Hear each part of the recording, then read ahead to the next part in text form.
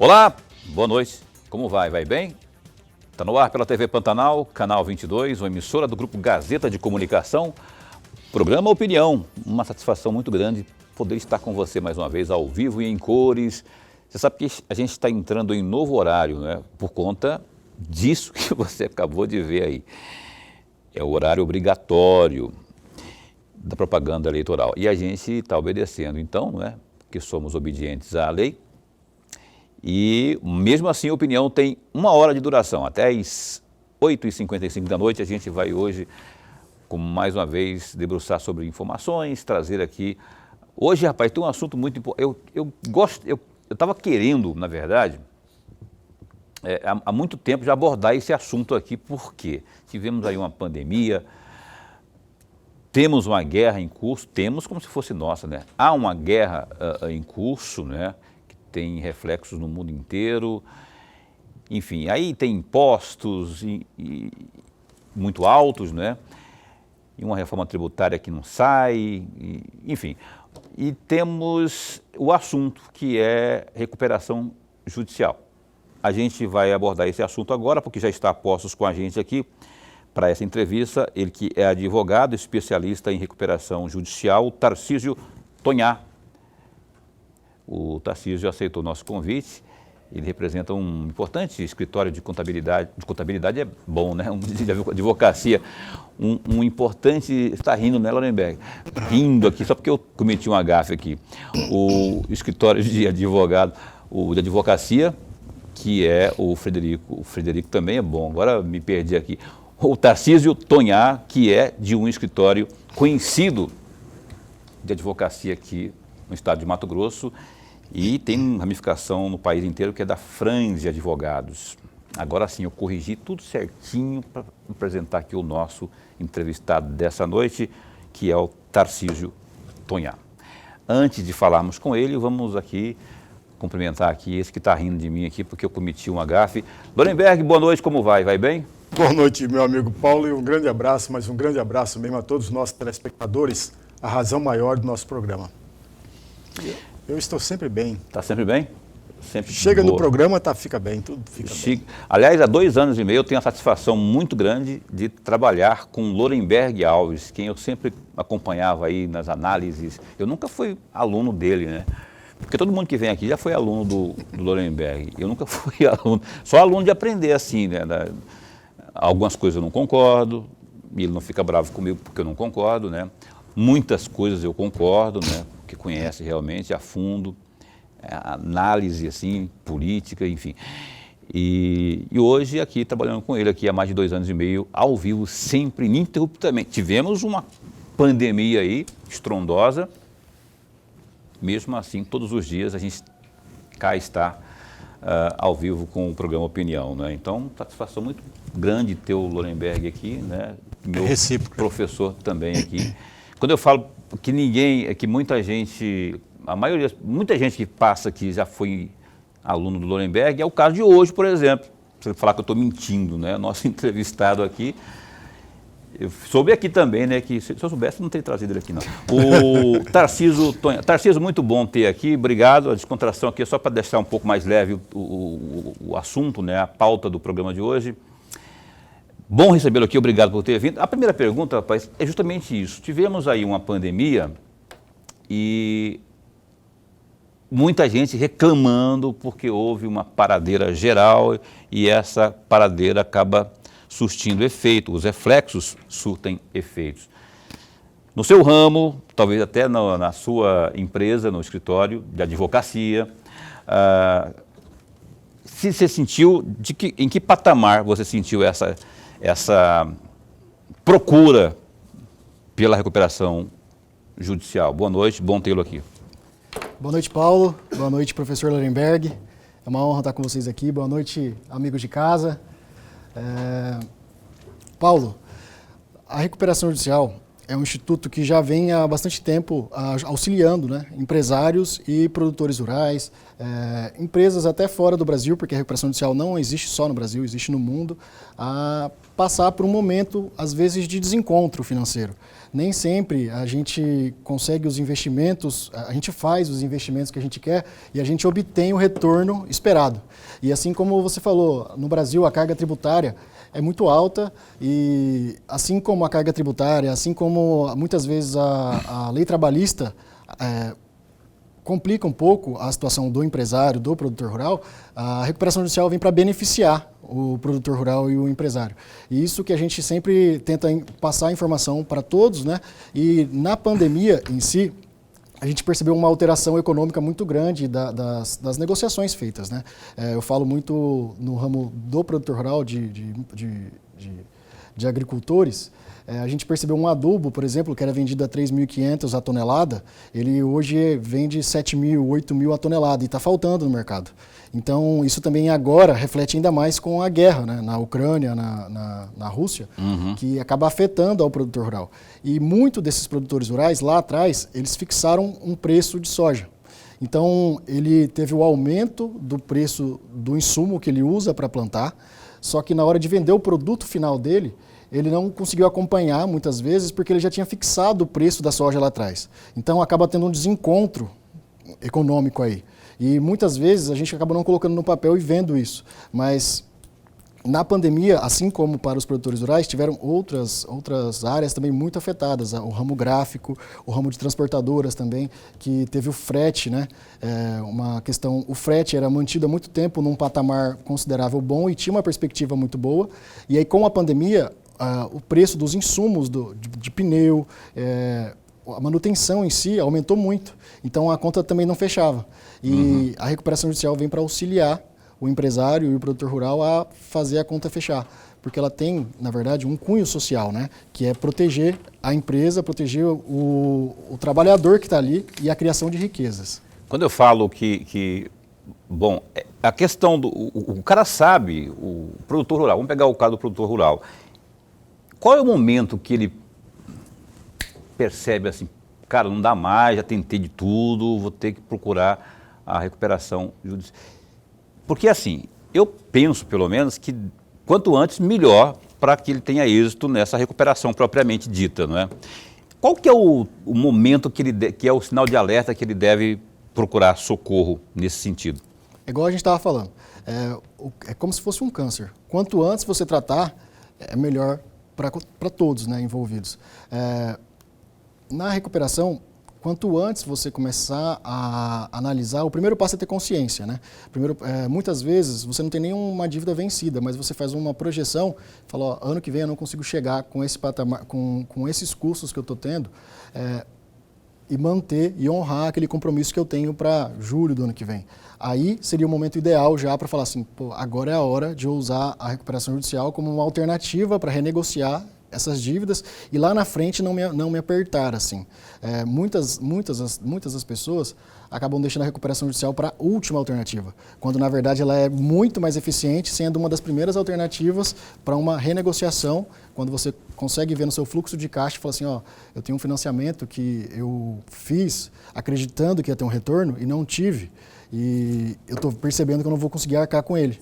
Então é melhor eu entrar numa recuperação judicial agora, porque você consegue um fôlego, você consegue manter a sua atividade girando, você fica blindado para fazer aquela atividade naquele período e quando chegar no momento você consegue negociar de igual para igual com os seus credores sem precisar de desespero. Lorenberg.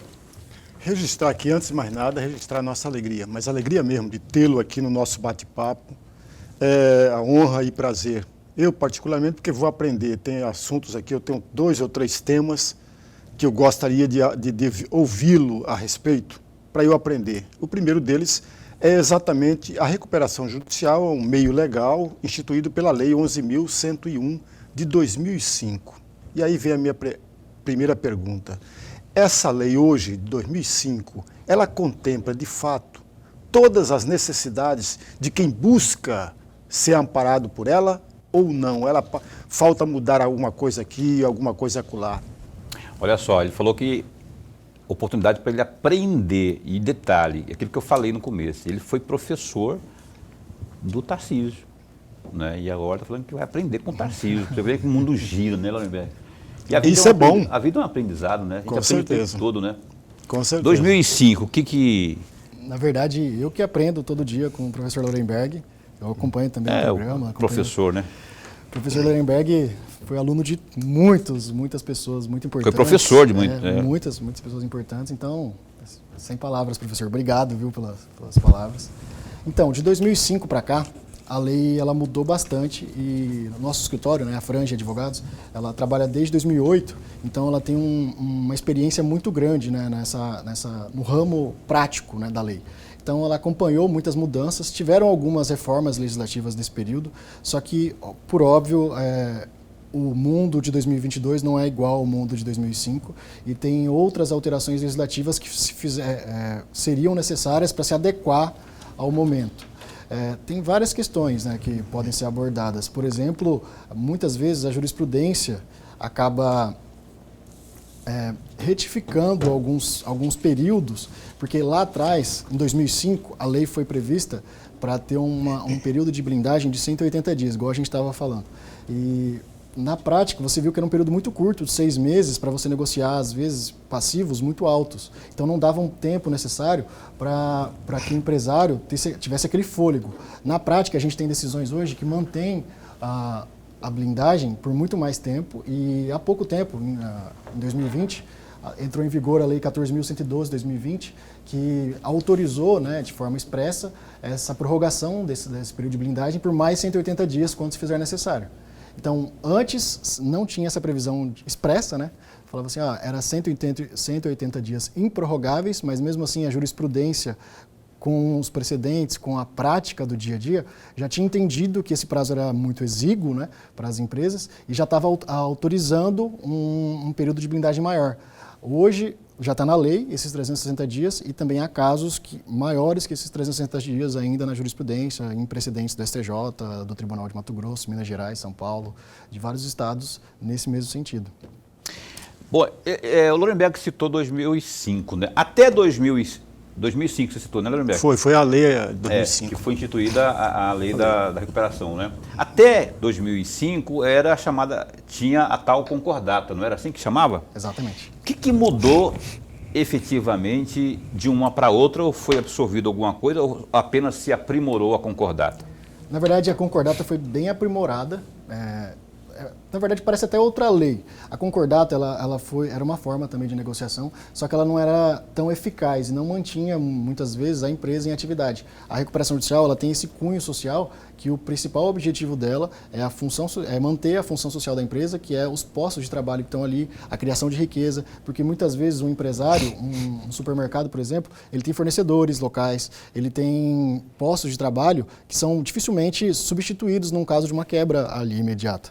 E essa função social é o principal da recuperação judicial, assim, que diferencia da concordata, né, que traz essa importância, né, da função social da empresa para a sociedade como um todo, até para a contribuição de impostos, né, de tributos em geral, porque uma empresa em atividade, uma empresa saudável, ela contribui bem mais com impostos do que uma empresa que não está bem. Por isso que a recuperação judicial vem para exatamente reestruturar e não deixar acontecer o fechamento daquela empresa, para que aquela empresa deixe de existir. Fora esses fatores que a gente já citou aqui, carga tributária muito alta, os efeitos de uma guerra ou de uma crise sanitária como houve, um fator interno que pode motivar uma empresa a balançar, né, abrir as pernas no sentido melhor da palavra, ou da frase, poderia ser a falta de planejamento financeiro, um desarranjo financeiro ali, porque o cara às vezes ele se excede, perde o controle e aí quando ele vê, vira uma bola de neve, ele não consegue. Esse é um dos fatores aí, quer dizer, é algo que pode ser corrigido internamente ali antes de virar essa coisa incontrolável? Sem dúvida, Paulo. Na verdade, eu vejo o empresário, na verdade, ele é um empreendedor, né? Ele sempre investe acreditando que vai ter um retorno, acreditando que vai ter um crescimento também compatível com aquilo. Então, muitas vezes, ele arrisca todas as cartas, vamos colocar assim, e faz investimentos acreditando num crescimento. Só que muitas vezes o mercado não responde da forma devida ou da forma que era esperada, né? E como foi com a pandemia? Ninguém conseguiria prever uma pandemia que mudaria os rumos econômicos do Brasil e do mundo, né? Então, muitas pessoas que fizeram investimentos para ver o seu negócio crescer, acabou que não teve o retorno esperado daquele negócio, daquele investimento feito. Então, igual você estava falando, quanto antes você conseguir ter essa noção, o primeiro passo sempre é ter consciência, né? A gente brinca que é muito difícil uma projeção de fluxo muito grande, né? Porque o mercado é muito volátil, muda muito. Só que se você tiver uma projeção de fluxo de 3, 2, 4 anos e conseguir ver, daqui 3 anos eu não vou conseguir, vai ter alguma coisa assim, esse pode ser o momento ideal para você pedir uma recuperação judicial e ter o fôlego necessário sem estar com dívidas vencidas, por exemplo. Usando isso como uma estratégia econômica para você não chegar naquele patamar. Você vê que, como é que são as coisas, né? Eu já vi muitas empresas investirem em consultorias para organizar a sua vida financeira, porque sabe que se isso degringolar, vira problema muito mais sério lá frente. Isso é comum acontecer, né? De empresas investirem nisso, né? Para evitar o pior lá na frente. Com certeza. Hoje em dia, cada vez mais a gente tem consultorias especializadas nesse ramo, exatamente para evitar que o pior aconteça. Porque antes, né, na verdade, a evolução dos empresários vem mostrando que você ter uma projeção, um fluxo de caixa equilibrado, conservador, às vezes às vezes não, é bem melhor do que você arriscar o mês a mês sem se programar. Então, cada vez mais as consultorias financeiras têm pegado um espaço grande do mercado, até porque tem correspondido para os empresários, né, para manter a atividade girando, para manter uma boa economia, né, da empresa, e tem demonstrado muito essa importância, né? Lorenberg. Tem um outro item aqui que eu gostaria muito de ouvi-lo a respeito, e é a Lei 14.112 de 2020, que você acabou de citar agora há pouco. Mas eu quero ouvi-lo a respeito porque o presidente vetou 7 pontos dessa lei. E um desses pontos é exatamente a questão que previa que não se sujeitaria os efeitos da recuperação judicial, os créditos e as garantias vinculadas à cédula de produto rural com liquidação física. É exatamente esse é o item que eu gostaria de ouvi-lo. Esse veto, em especial esse item que eu acabei de ler, trouxe algum prejuízo ao andamento, ao desenrolar de todo o processo para atender aquela camada da demanda ou não? Professor, é uma excelente pergunta. Na verdade, se eu me recordo bem, o Bolsonaro, na verdade, ele derrubou o veto do Congresso sobre esse tópico, e aí o Congresso novamente derrubou o veto do presidente. Então, na verdade, a CPR, pela lei, ficou como se estivesse excluída, salvo em caso de alguma intempérie climática que possa afetar a produção. Na prática, a gente não tem visto as CPR serem excluídas da recuperação judicial, até porque muitos dos produtores rurais, na verdade, a gente tem conhecimento prático, né? E muitos deles passam por intempéries climáticas que muitas vezes não são esperadas. E, no meu entender, elas se encaixam perfeitamente nesse artigo e, então, se manteriam na recuperação judicial as cédulas de produto rural. Aí eu gostaria até de fazer um adendo, e a gente está em época de eleição. O presidente, né, Bolsonaro, na época, vendo essa necessidade, né, do produtor rural, hoje a CPR é uma das principais formas de financiamento, né, do produto agrícola, do produtor rural. E vendo essa necessidade, ele manteve essa possibilidade do produtor rural negociar na recuperação judicial com a CPR. O Congresso, por meio de informações um pouco distorcidas, acabou retirando, né, tentando retirar a CPR da recuperação judicial, não dá para ter como é que eu posso colocar? Uma informação muito lógica, porque isso é contra a ideia do produtor rural, que está ali no final, e em defesa das tradings, sabe? Parece que é uma informação, um lobby, vamos colocar assim, no Congresso, para que mantenham-se o risco da operação baixo das tradings. Porque, querendo ou não, você diminui o lucro das tradings numa negociação na recuperação judicial, mas isso é benéfico para o produtor rural. O que a gente busca na recuperação judicial é exatamente essa negociação de igual para igual.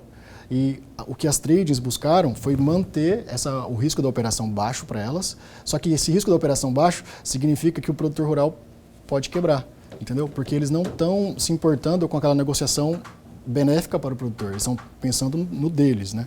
Que, igual a gente estava falando, nessa diferença do contrato de soja de 80 para 160, 80 para 200, eles que acabaram embolsando boa parte disso. Não é à toa que as trades nesse ano tiveram lucros estratosféricos, absurdos, que a gente nunca tinha visto antes. O que é a CPR que você falou aí que eu... Cédula, é uma cédula de produto rural. É uma forma de financiamento dos produtores rurais. Como que funciona normalmente? O produtor rural ele precisa de um financiamento para plantar, ele chega para a trading e fala assim, eu preciso do produto tal, só que eu te pago só quando eu colher, em soja. Então ele fecha a CPR dele, ele recebe produtos, né, insumos agrícolas, adubo, outros foliares, outras questões, para pagar quando ele colher na soja. Só que, e aí, pela tentativa, né, foi tentar tirar para manter o risco da operação. Aí o produtor rural, na verdade, ele não conseguiria entrar em recuperação judicial, porque para pensar, muitas vezes ele empenha, né, toda a safra dele. Se ele empenhar toda a safra dele, em tese, pela ideia deles, só que na prática a gente vê que não acontece isso, ele não conseguiria entrar em recuperação judicial, porque toda a CPR, todo o financiamento foi feito por CPR e estaria fora da recuperação judicial. Só que na prática, a jurisprudência tem entendido que a CPR ela é vital e tem que ser sujeita à recuperação judicial para que a atividade, para que o comércio permaneça em atividade. Pois bem, vamos ao intervalo, ao primeiro intervalo comercial desta noite aqui. Estamos entrevistando aqui o Tarcísio Tonhá.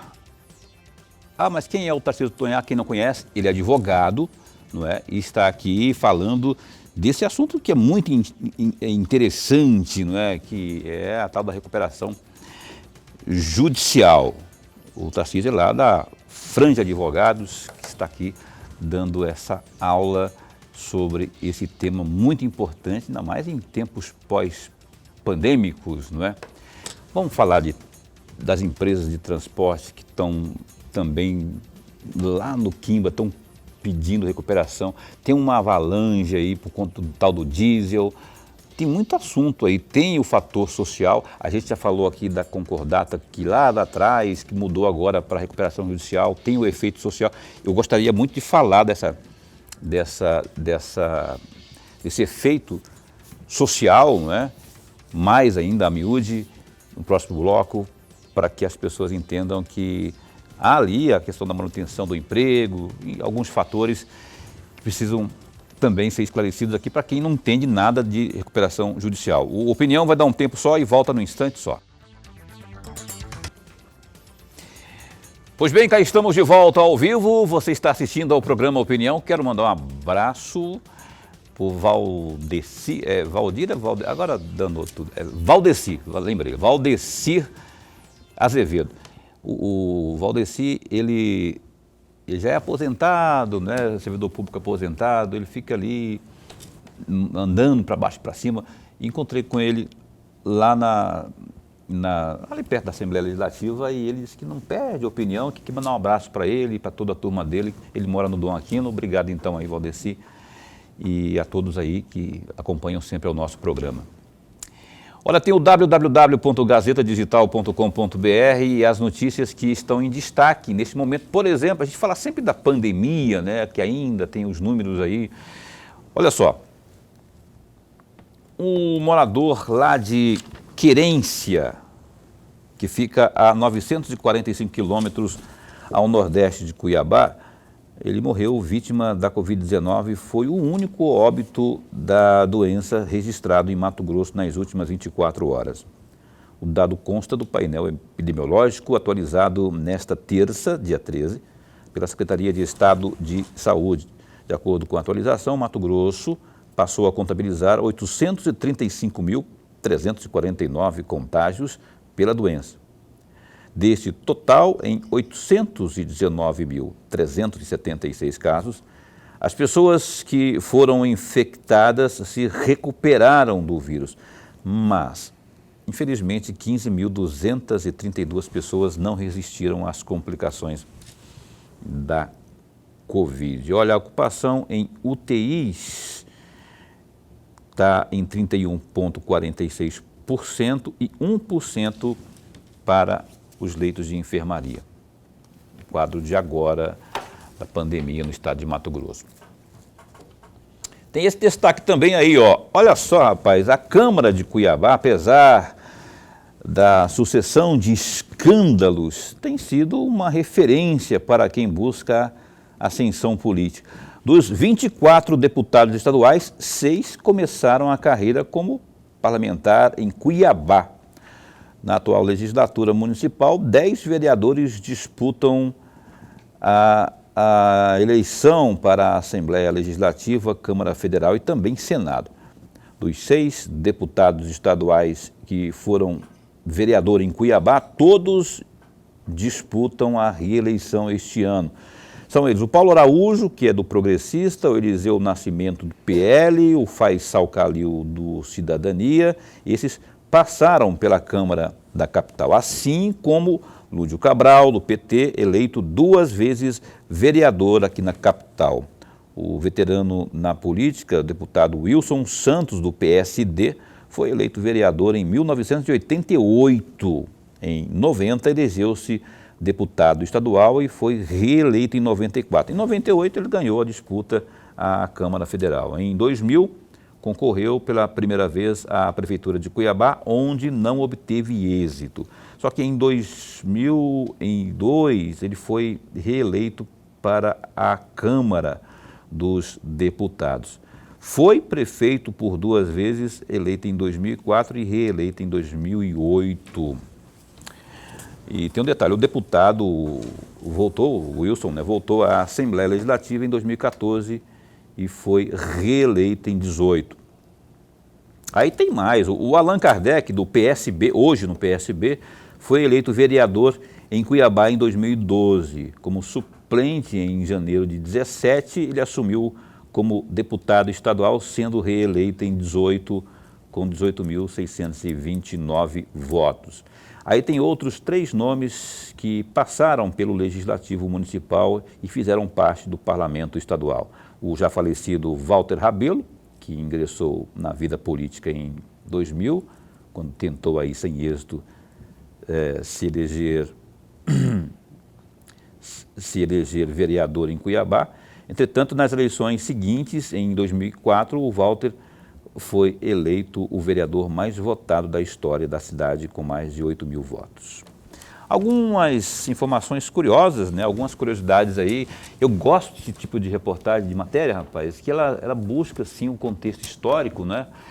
Quando eu trabalhei na saudosa memória Folha do Estado de Mato Grosso, que não entrou em concordato, né? Não entrou em recuperação judicial, fechou as portas, né? Que era um jornal que tinha aqui, era repórter de política lá, eu gostava desse tipo de matéria, que a gente ia fazer pesquisa, sabe? Lorenberg, você acha que... eu particularmente não concordo com essa história do cara que fica 2 anos como vereador e já quer a mesma coisa, outros cargos que ficam só 2 anos e que é sempre um cargo maior. Parece que é um trampolim, uma escada, assim. E parece que funciona, né? Porque tanto é que ao número 10 que estão aí, que estão na vereança aí, estão tentando outros cargos aí. O que você pensa disso aí? Paulo, você não deixa de ter razão. Por uma razão muito simples. Veja, o candidato foi eleito prometendo representar o munícipe durante os 4 anos de mandato. E na metade do mandato, ele pula para um outro cargo muito diferente daquele que ele fez toda uma campanha para cumprir o prazo. Isso é, a meu juízo, amigos, a meu juízo é um tapa na cara do eleitor. É um desrespeito ao eleitor. Porque, veja, não há um contrato físico. Não assinaram o candidato eleito e o eleitorado, não assinaram um papel dizendo que aquele candidato, uma vez eleito, iria cumprir todo o mandato. Não há, mas há um contrato muito maior e muito mais sério.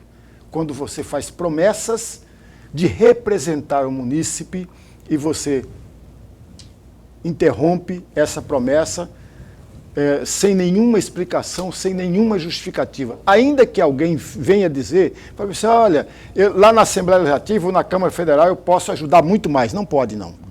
Porque os problemas no município estão muito mais próximos do vereador do que do deputado estadual, do que do deputado federal, do que o Senado. E o contrato forte mesmo seria aquele chamado palavra, né, de honra, assim, que está cada vez mais em desuso quando se vem de políticos. Não vou falar que é de todos, porque tem aquele lá que, não, esse não, mas tem aqui, também eu não lembrei de ninguém agora que tenha honrado a palavra, porque na hora que você pede voto, eu vou ser prefeito, então se eu sou prefeito são 4 anos.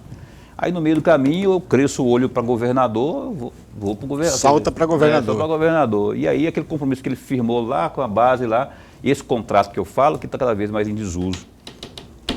Vamos seguir aqui com a nossa entrevista dessa noite? Vamos, sim, senhor. O Opinião está entrevistando aqui o Tarcísio Tonhá, advogado lá da Franja Advogados, não é?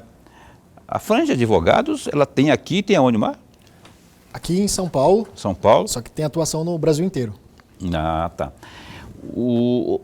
Tarcísio, eu falei do bloco anterior, daquela questão social, que a gente meio que deu uma pincelada já, né? A vantagem, quando se houve a remodelação da lei, né? Saiu o concordata e entrou a recuperação. Uma das vantagens é essa questão do fator social, né? O fator social, ele é mais restrito à garantia do emprego ou tem outras coisas mais? Paulo, uma das principais é a manutenção dos empregos, né? Só que além dessa, ela mantém a criação de riqueza, que igual eu estava falando. Um supermercado, por exemplo, ele tem fornecedores regionais que eles são mantidos em atividade, né? Mantidos vendendo o seu trabalho, vendendo o seu peixe ali, vendendo o seu alface, vendendo outras questões que, se aquela empresa viesse a não existir mais, isso não seriam mantidos. Outras questões também, em outras áreas, também tem a questão tributária, né? Igual a gente estava falando, uma empresa saudável, ela contribui de forma com a tributação de forma muito mais vantajosa para o Estado do que uma empresa que ainda não está passando por um momento tão bom. Então, ela além de manter os postos de trabalho, ela mantém a criação de riqueza para aquela região, para onde ela atua, e a contribuição tributária também, entre outros benefícios, né? Para a empresa em si, o principal benefício da recuperação judicial é o fôlego que ela consegue. Ela vai conseguir um fôlego muito grande para ver a sua atividade girar e sem que os credores, alguém, busque receber de forma individualista. Porque Entendi. Na recuperação judicial ela fica blindada e ela vai ter o momento certo de negociar aquele crédito. Então, naquele momento, ela trabalha e consegue se capitalizar novamente para conseguir negociar de igual para igual com os credores. Pois é, mas são 6 meses, né? Nesses 6 meses aí, a empresa faz o quê? Porque as contas, as dívidas ficam congeladas. E nesses 6 meses, a pessoa, o empresário, a empresa, ela faz o quê? Ela tem esse tempo para quê? Ela vai se organizar de que forma? Financeiramente? Exatamente, financeiramente. Só financeiramente. Mas aí ela vai ter que fazer também, dívidas, não, né? ela vai se reestruturar também, ela vai perceber o que ela pode diminuir na empresa. Às vezes ela diminui um setor que não estava sendo tão eficiente, alguma coisa assim. E como as dívidas vão estar congeladas, ela vai conseguir girar o caixa dela e ao invés de pagar, sei lá, 500 mil, 800 mil, 1 milhão que seja de dívida mensalmente, ela vai conseguir capitalizar com esse valor para no momento certo negociar com os credores. Então ela tem esse fôlego, né? Vai fazer caixa nesse Exatamente, ela que vai se financiar. Aham. Porque o dinheiro que ela estaria pagando para os bancos, pagando para as trades em casa de produtor rural, ela consegue esse fôlego, né? Esse fôlego para negociar lá na frente de maneira mais igualitária. É como se eu tivesse uma grande dívida com determinado fornecedor, por exemplo, muito grande, só que eu tenho, fora essas, as dívidas do cotidiano. Exatamente. O que a Justiça faz? Ela congela essa grande dívida para que eu gerencie, organize honre com essas dívidas do cotidiano e, nesse mesmo tempo, eu consiga fazer um caixa para depois lá na frente. Na verdade, ela congela todas as dívidas até a data do pedido. E aí, dali em diante, você pode continuar fazendo novos negócios, mas até a data do pedido todas ficam congeladas até o momento oportuno. Então todos aqueles valores que você pagaria mensalmente, você não paga mais a partir do momento que você pede recuperação judicial, até o momento que você for aprovar o seu plano de recuperação judicial lá na frente. Então isso aí pode ocorrer em 6 meses, igual a gente estava falando, e na jurisprudência foi fixado um prazo maior, até inicialmente a lei 14.112 veio agora e fixou 360 dias. Então tem essas possibilidades, né, de um período de blindagem, pode ser de 180, 360, a gente já viu de mais tempo, até que seja possível negociar com os credores e voltar à atividade normal. Professor. Eu gostaria de explorar um pouco mais a questão da função social que o Paulo tão bem trouxe agora nesse bloco. E eu gostaria de explorar, e aí me permita citar aqui um trecho de uma decisão da juíza, eu não vou ler o nome dela, até para a gente não pessoalizar aqui. Mas eu vou ler aqui um trecho. A medida tem, ela justificando, a juíza justificando, a medida tem o fim de viabilizar a superação da situação de crise econômico-financeira dos requerentes. Permitir a manutenção da fonte produtora, do emprego dos trabalhadores e dos interesses dos credores, promovendo a preservação da atividade empresarial, sua função social e o estímulo à atividade econômica. Fecham aspas. E aí eu gostaria muito de ouvi-lo, um comentário a respeito desse trecho, até para explorar um pouco mais a questão da função social que tão bem o Paulo trouxe aqui neste bloco. Perfeito, professor. É uma excelente explanação, né, da juíza. A recuperação judicial ela tem esse fim social que basicamente mantém os trabalhadores em atividade, mantém a criação de riqueza e ela busca dividir o ônus entre os credores e a devedora desse momento de dificuldade para manter a atividade da devedora funcionando, manter aquele fluxo que já existia antes daquele período de crise e por isso as dívidas são congeladas, sacrificando também um pouco os credores e sacrificando a devedora que vai basear um pouco o custo desse processo, né, que tem todo um custo do processo também, até o momento da aprovação do plano, onde a empresa ela vai dar o start para se reestruturar. No plano de recuperação judicial, além de medidas econômicas e contábeis e de reestruturação físicas mesmo, igual diminuindo setores, diminuindo trabalhadores, você percebe um objetivo de reestruturar e manter aquela atividade viável, funcionando, contratando, mantendo a riqueza, contribuindo com tributos e mais questões que auxiliam na região que aquela empresa está sediada ou nas filiais dela e outras questões também relacionadas à atividade dela. Só para contribuir um pouco mais, o nosso amigo telespectador que não tem familiaridade com a matéria pode estar com algumas dúvidas. Entre as dúvidas que ele venha a ter está exatamente, olha, uma vez congelado, mas os credores, um banco ou uma outra empresa qualquer, não toma prejuízo porque esse período de 180 dias, de 300 dias, não corre os juros, não aumenta a dívida. Talvez seja essa questão que o amigo telespectador esteja fazendo. E aí, por favor. Essa foi uma pergunta que eu fiz para ele antes de começar o programa, inclusive. Excelente pergunta. Como é que faz? Excelente pergunta, professor. Na verdade, os bancos, a gente até brinca, o banco nunca perde. Uhum. Se o banco ele está congelado ali naquele momento, na verdade o banco ele tem uma margem de lucro normalmente muito alta, né? E a taxa de juros normalmente até tem a questão da lei de usura e tudo mais, só que a gente vê no dia a dia uma abusividade muito grande das casas bancárias, das trades, na aplicação de multas abusivas, na aplicação de juros. Então, normalmente, esse congelamento basicamente segura o que acontece. O devedor, se ele for negociar de igual para igual com um banco, com um trading, com um fornecedor, normalmente são embutidas muitas multas, muitas renegociações, muitos juros vencidos. E na recuperação judicial você consegue uma pausa nessa negociação, de certa forma abusiva, porque vocês não estão no mesmo patamar. Você que está devendo. Na recuperação judicial, você consegue tratar de igual para igual com aquele credor. Então, tratando de igual para igual, você consegue tratar de uma outra maneira e também não ser tão abusado. De certa forma, o devedor, pelas empresas financeiras, pelos credores em geral. Essa é a lógica da recuperação judicial, de parar ali. segura o que está devendo, a pausa naquele pedido, e aí no momento adequado vai efetuar o pagamento, mas com aquele valor congelado ali, que vai começar a corrigir depois. Pois é, mas é assim, eu tenho que ir para o intervalo comercial, mas eu quero antes esclarecer o seguinte, desde a hora que você falou pela primeira vez sobre isso, quando eu, empresário, que busquei a recuperação judicial, quando eu vou saber o momento adequado que você referiu aí? Qual que é o momento adequado? Muito boa pergunta também, Paulo. Na verdade, a recuperação judicial ela tem que ser vista como uma alternativa viável no momento inicial de uma perspectiva da previsão de fluxo de caixa. Por exemplo, você tem um pagamento para ano que vem, para um ano depois, e você prevê no seu fluxo, você fala assim, ó, até lá eu não vou conseguir fechar esse pagamento, concluir esse débito, talvez ali seja o momento o ideal para você entrar, com um prazo. Porque na recuperação judicial você não precisa ter dívidas vencidas para entrar com pedido. Você pode ter dívidas vincendas também. Mas o importante é ter essa consciência de como está a situação da sua empresa. Às vezes acontecem infortúnios, por exemplo, como aconteceu com a pandemia, que acabam afetando de forma inesperada. Mas se você tem uma programação, um planejamento, e tem a recuperação judicial como primeira alternativa, não como última. O que acontecia no começo? As pessoas viam a recuperação judicial como última alternativa. Então, quando já chegavam na recuperação judicial, já estava aos 48 do segundo tempo. Não dava mais tempo de virar o jogo.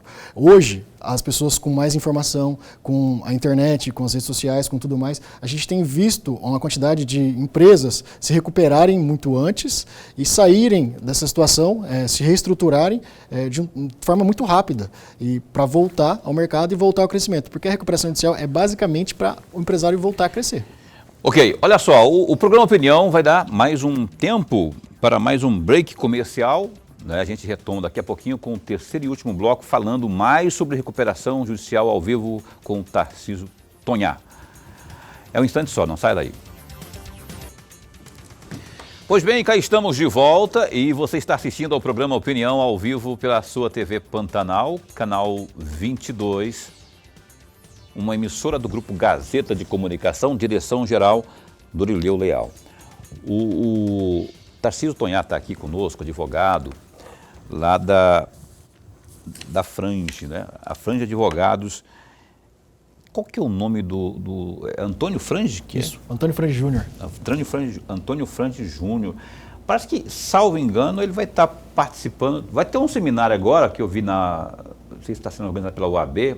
Vai ter um seminário para direito empresarial, não é? Isso. Parece que ele ia dar algumas instruções, alguma palestra lá. Sim. Primeiro Congresso de Direito Empresarial de Mato Grosso. É um congresso que com certeza vai ser um divisor de águas aí no nosso ramo, né, de atuação. E a Frange Advogados está apoiando de forma integral assim, o Congresso, né, que vai contar com presenças de ministros do STJ, o ministro Marco Buzzi vai estar aqui, o desembargador Pereira Calças, também de Tribunal de São Paulo, que é aposentado, outros desembargadores também do ramo de atuação de direito empresarial também estarão aqui para analisar as questões relacionadas ao direito empresarial e contribuir também com o judiciário, né? Na verdade, o Mato Grosso sempre foi uma influência muito positiva, né, nas decisões, até a gente vê no STJ e tudo mais, o Mato Grosso sempre atuando de forma muito ativa, né? Ok, olha só, eu fiz uma relação aqui, Tarcísio, se eu estiver falando bobagem aqui, porque eu não conheço muito essas coisas não, mas assim, eu vi que o ramo de transportadoras, ele tem assim uma série de empresas que têm pedido, que entrado com a recuperação judicial. Eu notei aqui a transportadora Santori, que era bem conhecida, né? É bem conhecida, por exemplo. E tem alguma associação com o fator diesel, isso tudo que eu estou falando aqui? Quando o cara vê que o negócio está feio? Com certeza, Paulo, com certeza. As transportadoras, eles trabalham com fluxo de caixa muito arrojado. E quando há uma alteração muito grande, como no diesel estava acontecendo, acaba que eles trabalham muito tempo no negativo, né? E essa forma de trabalhar no negativo vai apertando cada vez mais. Se você fecha um mês no negativo, 2 meses no negativo, daqui a pouco você não vê uma alternativa a não ser um pedido de recuperação judicial para conseguir esse fôlego necessário, né? E na pandemia não foi diferente. Na pandemia, os fretes eles estavam com preço mantidos muito bons, anteriores à pandemia, né? Com a pandemia, custo, né, dos insumos, de pneu, de lona, de outras questões relacionadas à manutenção dos caminhões, subiu muito. Então, como eles trabalham com fluxo muito próximo, acabou que o fluxo foi muito negativo para várias transportadoras. E a gente tem auxiliado várias transportadoras a passarem, né, esse período, e não necessariamente só na pandemia, né? Agora também com a pós-pandemia, porque na pandemia teve muito financiamento de certa forma, um juros baixo. Só que uma hora a conta chega. E uma hora essa conta vai ser paga. E se o empresário ele teve que pegar aquele valor lá atrás, hoje ele vai ter que receber 2 vezes o que ele ganharia no mês para conseguir pagar o lá de trás e o de agora. E às vezes o fluxo vai continuar no negativo. Se continuar no negativo, eu não vejo outra alternativa viável a não ser um pedido de recuperação judicial para reestruturar, conseguir aquele fôlego, respirar, conseguir colocar a cabeça no lugar e pensar como que é a melhor forma da gente renegociar esse passivo, conseguir um prazo, uma carência para pagar e conseguir pagar com parcelamento de forma mais tranquila, sem que o negócio se desestabilize. Bom, tem outra empresa que eu vi, eu não sei se eu posso falar, não posso, porque virou notícia, já vi isso no noticiado aí, né? Até comentei contigo antes aqui, o União Atacadista, União Atacada, aliás, não é? Que também, quando eu falo assim, é porque tem muita gente ali, muitos servidores, muitos funcionários, né? Eu também comentei com você antes de começar o programa da rede de supermercado Modelos. Lá muita gente nem lembra mais disso, né? Mas que era a maior rede de supermercados do estado, que de repente eu acho que degringolou-se aí na questão da organização financeira e também o que eu quero perguntar é o seguinte: vamos pegar uma rede de supermercado, que seja o Modelo ou qualquer outra. Esse pessoal, quando está no sentido já em curso a recuperação, eles podem fazer para manter o emprego eles podem fazer fusão com outras empresas do mesmo ramo? Como é que funciona isso? Pode tranquilamente. Do pedido de recuperação judicial, aquelas dívidas existentes até ali, elas ficam congeladas. Dali para frente, a empresa pode fazer novos negócios para manter a reestruturação feita. Novos fornecedores, ela pode contratar com novos fornecedores e fazer novas parcerias também, tranquilamente. A intenção é basicamente que ele tenha esse fôlego para analisar até a possibilidade de novos negócios, né? Na recuperação judicial agora, até com a alteração da Lei 14.112 ganhou muita força, a questão do Deep Financing, que é uma forma de financiamento especial para empresas em recuperação judicial. Então hoje existem muitos fundos de investimento que estão se familiarizando e se especializando em investir em empresas que já estão em recuperação judicial. Na verdade é um investimento muito bom para elas, né, e com risco muito baixo da operação. Então, é um investimento que acaba tendo um juros muitas vezes mais barato do que para uma empresa que está fora da recuperação judicial, porque ela tem o risco de entrar em recuperação, seria um risco aumentando um pouco o risco da operação. Só que na recuperação judicial ela consegue um dinheiro novo de forma mais certa e mais segura, né, porque está todo o processo de forma aberta, né, no processo de recuperação judicial, porque a recuperação judicial nada mais é do que você admitir que quer pagar e vai pagar da forma adequada no processo. Não é um calote nem nada do tipo. É uma forma de pagamento prevista em lei, é um benefício legal que muitas empresas podem usar para conseguir passar esse momento e se reestruturar. Professor. Tem um outro assunto que eu gostaria muito de ouvi-lo também, que me chama muito a atenção. Veja, a lei de 14.112 é de 2020. É esta lei que reconhece a atividade rural como empresarial, ainda que não tenha inscrição na junta. Entendeu? Ainda que não tenha, mas considera como empresarial. E aí vem minha pergunta: existiram, no momento anterior à própria lei, um produtor rural, uma empresa rural que recorreu a essa questão da recuperação judicial antes da lei? Muitas. Porque, veja, Sim. Eu tenho uma lei de 2020, mas em 2019, em 2018, existiram casos em que o empresário rural buscou a recuperação judicial sem a própria lei? Sim, existiram muitos casos e, na verdade, nós fomos um dos que batalharam para que essa lei entrasse em vigor, né? Antes, a jurisprudência já tinha entendido, no final de 2017 e 2018, que o produtor rural, ele por si só, ele já é um empresário. Ele não precisa de um cadastro na junta comercial para ser considerado empresário. Hoje, qualquer outro ramo empresário, você precisa ter um cadastro na junta para você ser considerado um empresário. Só que o produtor rural, a atividade dele empresária, o Código Civil prevê esse favorecimento para a atividade dele, porque é uma atividade como é que acaba movimentando valores expressivos, só que de certa forma mais pessoal. Não é uma pessoa jurídica normalmente, muitos produtores rurais trabalham uma pessoa física, e isso que a lei demonstrou, que o produtor rural, ele é empresário, ele é um empresário rural, mesmo sem ter o cadastro na junta comercial para ser considerado. Então, antes disso, em 2017, no final de 2017, o STJ já tinha entendido dessa forma, falando que o produtor rural poderia sim entrar em recuperação judicial, porque ele é considerado equiparado a um empresário, então ele teria direito, né, a esse benefício da recuperação judicial, e aí em 2020 veio a lei ratificando essa informação, esse posicionamento do STJ e mantendo o produtor rural mais seguro, né? Porque antes você fica um pouco mais inseguro com a jurisprudência, né? Com um precedente só do STJ, claro, que tem uma força vinculante, só que não tinha uma lei específica. Então, às vezes, tinha uma decisão ou outra que não queria aceitar, mas chegava no STJ, aceitava. Só que agora não tem mais essa possibilidade. O produtor rural pode pedir recuperação judicial e, quando for necessário, ele tem essa oportunidade. Ô Tarcísio, teve agora um refresco vindo da Rússia quanto aos fertilizantes, né? Mas que não suficiente, né? Foi uma ajuda limitada. E aí eu fico pensando, me colocando no lugar do produtor, né? Do produtor. Que remédio jurídico ele pode ter para driblar, né? Para dar uma de Ronaldinho Gaúcho ali, paf, driblar a crise dos fertilizantes. Existem formas, além das que nós colocamos aqui? Olha, eu sou suspeito para falar, né? Mas eu acho que a recuperação judicial é uma Então, forma... deixa eu mudar a pergunta. Quais são os... Se o advogado falar não tem, aí também, a pergunta também. Mas assim, quais então os remédios, senhor Tarcísio, quais os remédios então, quais os caminhos para que a pessoa possa ter êxito nessa busca para se livrar aí dessa crise? Sim.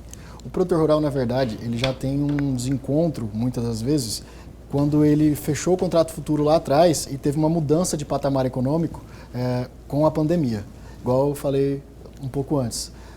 Antes, os preços de sacas de soja, por exemplo, eram fixados em 40, 50, 60, 70 reais a saca de soja. Com o período pandêmico, esse valor da saca de soja de 70 foi para 200 reais, 180, hoje está em 150. Os insumos agrícolas fizeram o mesmo caminho. O adubo, o fertilizante em si, ele era vendido a R$ 3.500 a tonelada, hoje foi para R$ 7.000, R$ 8.000, e com essa falta a tendência é mercado, né? Quando falta, o preço sobe. E muitos produtores rurais, naquele momento, fixaram contratos futuros de soja. Ou seja, eu fixei hoje a soja que eu vou colher lá na frente. Só que quando eu colhi aquela soja lá na frente, eu vou comprar os meus insumos. Quando eu compro meus insumos, eu já tive uma deflação ali, né? Porque eu vendi a minha soja a 80, quando eu fui entregar, ela estava a 160, só que o insumo agrícola, que lá atrás estava 3.500, agora está 7. Então, na verdade, já tem um desencontro, né, financeiro. Então, se o produtor rural, por exemplo, gastava R$1 na saca de soja por hectare, ele gastou 2, 3, entendeu? Então, já teve esse desencontro na questão financeira do produtor rural, que já vem lá de trás. Então, se o produtor rural já teve essa questão lá atrás, agora com a pandemia, a troca dele ficou pior, ficou muito mais complicada. Então, na CPR, por exemplo, que a gente estava falando, a troca dele, ele vai acabar pagando bem mais lá na frente, para conseguir trocar agora, que não deixa de ser uma forma de financiamento. Só que, para isso, o produtor rural tem que ter alternativa, nesse meio, se for necessário, entrar com pedido de recuperação judicial, que é o que a gente conseguiu defender e a gente já tem, né, a lei de recuperação judicial. Porque não é crível, né, a gente defender só um lado. A trading e as casas bancárias, no interesse deles, eles diminuem o risco da operação, eles buscam diminuir o risco da operação. Só que eles não podem fazer isso tentando, eu até falei uma vez com um produtor rural, tentando encurralar o produtor rural. Porque se você não tem uma lei de recuperação judicial, você chega numa trading, você consegue negociar, mas só com multas abusivas. E quando você tem uma quebra de safra, você chega assim e fala, eu não consegui plantar aquela soja. Como que você faz? Eles falam, tá bom, eu renegocio para você ano que vem, só que aí embute multa, embute juros, e aí é um negócio que nunca acaba, e acaba entrando nesse círculo vicioso. Aliás, eu lembrei aqui de outra transportadora que teve o mesmo problema que teve que buscar recuperar, que é a Mato Sul, né? A Mato Sul, vários estados, presente em vários estados, também sentiu na pele aí além dessa que eu te falei. Tem outras que eu não lembro aí, além da Sartori, da Mato Sul, outras empresas. Tarcísio, porque assim, se você, empresário, está com um problema lá com as finanças de sua empresa, eu vou ter que lançar mão da recuperação. Para eu, por exemplo, buscar assessoria jurídica, eu ainda vou ter que gastar, bicho. E fica caro, o custo-benefício ele é garantido, porque o cara está devendo, eu vou ter que contratar um advogado. Pensa numa classe que não é, ainda mais quando se tiver renome e tiver competência comprovada, como é o caso aí lá do seu escritório de advogados, né? E que é a Frange. Fica caro? Como é que se dá isso aí? Paulo, não fica caro. Perguntar também para o advogado. Não, Paulo, fica caro, não vai lá não. Mas fica assim... Brincadeiras à parte, na verdade a recuperação judicial ela é um pouco diferente dos outros processos judiciais, ela tem um cunho mais econômico. Então, na verdade, ela tem que ter um porquê econômico para ter sentido. Então não teria sentido, por exemplo, uma empresa dever mais do que, no final das contas, teria que pagar, entendeu? Então, na verdade, a recuperação ela tem um sentido mais econômico do que jurídico. Tanto que ela é um procedimento que tem uma lei específica, que não segue, de certa forma, a lei do Código Civil, né, o procedimento comum do Código Civil, do Código de Processo Civil, exatamente por conta dessas questões mais negociais. Então, ela tem um cunho muito mais negocial e que tem que ter um benefício, claro, para o empresário e para o produtor rural, senão não haveria lógica em ter a recuperação judicial. Ok. A última, bem curtinha, se você tiver. Mas muito rapidamente, até por uma curiosidade, já ocorreram casos de que o seu escritório vai lá para a recuperação judicial e não é concedido essa recuperação judicial? Em 30 segundos para responder. No nosso escritório, não. Porque, na verdade, a gente faz uma análise da empresa e já verifica se ela cumpre todos aqueles requisitos para ter o pedido deferido. Então, se um empresário, um produtor nos procura, a gente vai falar para ele, você pode entrar em recuperação judicial, você não pode. A gente fala. Já fala antes. Já. A gente faz essa análise. Tarcísio Tonhá, advogado lá da Frange Advogados, obrigado por ter vindo aqui. Muito obrigado mesmo pelo esclarecimento. Um bate-papo dos melhores que a gente já teve por aqui. Obrigado. Esse espaço continua a posto para bem informado. Eu que agradeço o convite. Um abraço a todos. Um abraço a todos os espectadores. Abraço. Abraço para a Vanessa também, que é a esposa, namorada, esposa, primeira dama aqui do caríssimo Tarcísio. Vanessa, obrigado também por ter vindo. Lorenberg, a gente se encontra amanhã. Até amanhã. Amanhã, né? Até amanhã. A Tenente Coronel, qual é o nome dela mesmo? Mirella, não é? Radassa. Obrigado, Gersinho. A idade, né? Amanhã às 7h55 da noite, até lá. Fica bem. Fica com Deus também.